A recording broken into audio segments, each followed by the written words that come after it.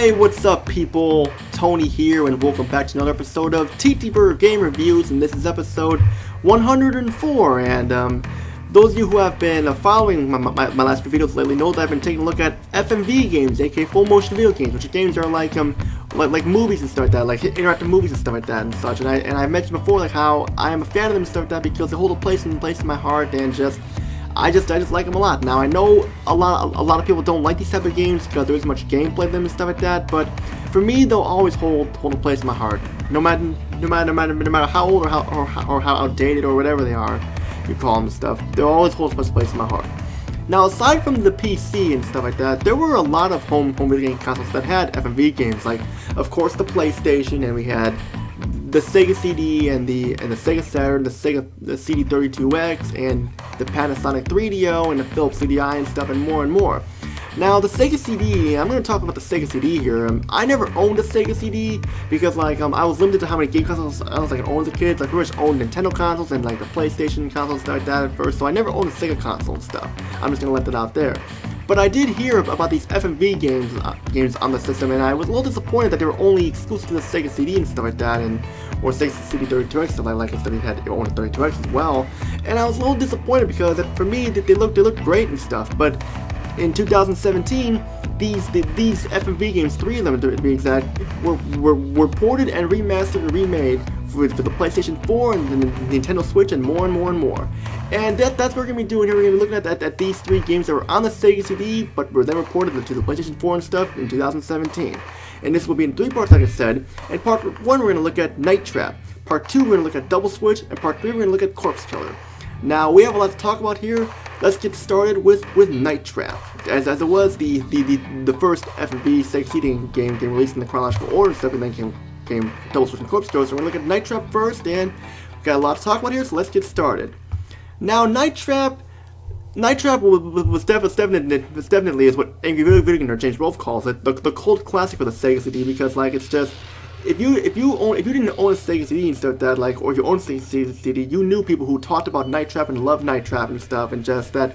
Now I know like a lot of people didn't like it because it was very clunky, just wasn't much to do in it, but playing it and stuff, I enjoy it. I mean, like, it's simple fun, and you can go back and replay it if you want to and stuff like that, just to like unlock extra stuff, and that's what I like about it there, definitely. And of course, like, the basic of Night Trap is simple. Like, you are a operative member of S.C.A.T.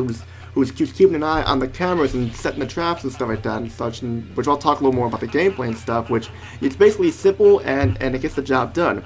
But now let's get started here. We're talking about the story of Night Trap. Like I said, the story you play as a member of S.C.A.T., which is the Special Control Attack Team and stuff like that and such, and the debate basically explain how 5 teenage girls went missing when they spent the night at the Martin Winery estate, which is owned by the Martin family: Victor Martin, Sheila Martin, the children Jeff Martin and Sarah Martin, and the cousin Tony and stuff like that. And the missing girls were reported staying over at the Martin estate and stuff like that before they disappeared and stuff like that. And the S.C.A.T. team is keeping an eye on this to find out what's going on. And they also have an undercover agent playing as one of the group of girls who spend the night there named Kelly. And your job is to protect Kelly and the other girls to find out what's going on and just protect them and stuff like that, because you fuck up too many times or accidentally trap the wrong person at that, you're fucked, and that's it.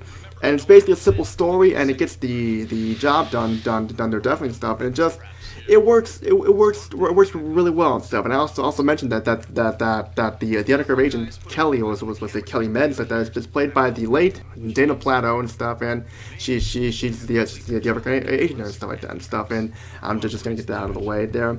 But I kind of talked about that part. Let's get to the presentation. And presentation is all full motion video. It's all full motion video, and the PlayStation 4 version here has been remastered and cleaned up and remade, and it looks very crystal clear with a smooth 60 frames per second. That's pretty much all I can say. I mean, like, it looks great, and you can also choose the camera background stuff that you want. Like, if you can choose the Mega Drive one, the Sega Saturn one, the Sega CD32X one, or you can choose the new one and stuff too, and stuff. You can also do some other things too, like with how the videos are played out and stuff.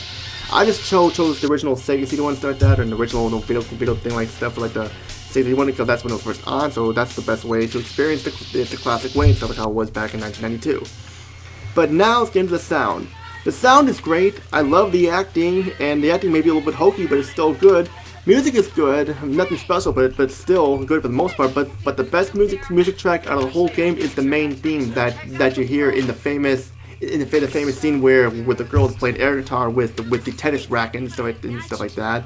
And like that's pretty cool too, where she's lip syncing to the song, and you hear it in the credits too, and that's pretty much very cool too. I love it. I mean, like, sure, like the acting maybe a little bit hokey, but still, it sounded good for the most part. But now we gotta talk about the main part, the gameplay. The gameplay is fun, a lot of replay value and stuff. And in the game, you pretty much spend time watching the cameras and trapping the bad guys called as the augurs and protecting all the people who are spending the night at the Martins and stuff like that. And it may be the only thing you do in the game, but for me it's still very fun, very enjoyable, and it has a lot of replay value to it, so in case you screw up, you'll know what to do next time. And you can, it's easy to get a perfect here. I have not gotten a perfect, but I've been very close to getting a perfect, and no matter how good or how bad you are, you'll have fun with this. I mean, I had fun with it.